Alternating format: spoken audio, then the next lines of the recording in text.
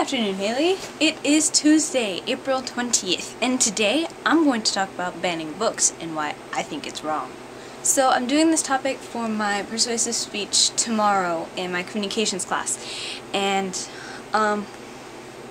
so it started when Maureen Johnson posted something on Twitter. It was an article about this mom in Florida who is... Well, the first part of the article reads, "A Leesburg mother who successfully challenged the young adult book policy at the Leesburg Public Library is expanding her campaign, hoping to get warning labels placed on some books in libraries across the county." This mom and another mom are targeting books that they say are glorifying illegal behavior. But what really gets me about this article is that it says the Leesburg Library issue began in 2008 after the one mom glanced at some of the books that her then 13-year-old daughter had borrowed from the library. She glanced at the books. She didn't read them. She doesn't know that they glorify, in quotes, illegal behavior. She doesn't know that. She glanced at them. I mean, what did she do? Just read the back? That doesn't tell you anything about what the book's really about. And of course, I went and I googled, banned books, challenged books and stuff, and Harry Potter came up a lot. I mean, I remember when people were, oh my gosh, Harry Potter, it's full of witchcraft and stuff, it's bad. It's like these people hadn't read the books. Are we seeing a trend here?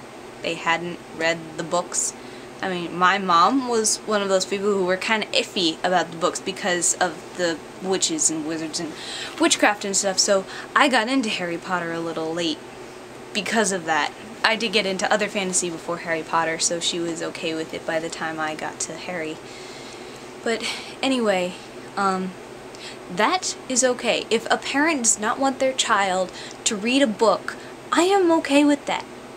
That is perfectly fine. It's when you start pushing it on other people that it just gets stupid and wrong. I don't think adults give kids enough credit because, when I was in 4th or 5th grade, I was reading above my age group level, and I was very capable of discerning what was real and what was not. And a lot of the stuff that's in these books, like the illicit activity or whatever, and the drugs or something, it's stuff that teens need to read about.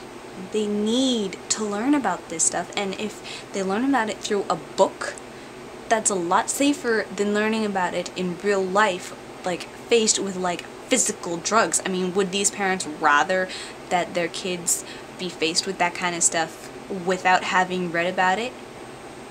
Over the course of doing my research also, I came across the American Library Association website, and they have a whole section on banned and challenged books and stuff.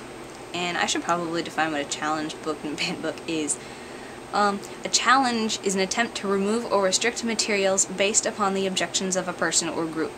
A banning is the removal of those materials. Challenges do not simply involve a person expressing a point of view. They are an attempt to remove material from the curriculum or library, thereby restricting the access of others. So, I mean, it's inherent in the definition. You're trying to restrict access of this stuff to other people, and that's wrong. The opinions of a few should not govern what everybody else gets to read. Preventing these books from being put out there, I would say that that's pretty close to treading on the First Amendment, like freedom of speech. And if that stuff is restricted, aren't those authors' freedom of speech being restricted because what they're saying is not being allowed to be put out there? That's what I'm going to talk about tomorrow in my persuasive speech. I hope I can fit it into 5 minutes because I sat here and rambled for way over 5 minutes. So that's what's been on my mind the past couple of days. Haley, I will see you on Friday.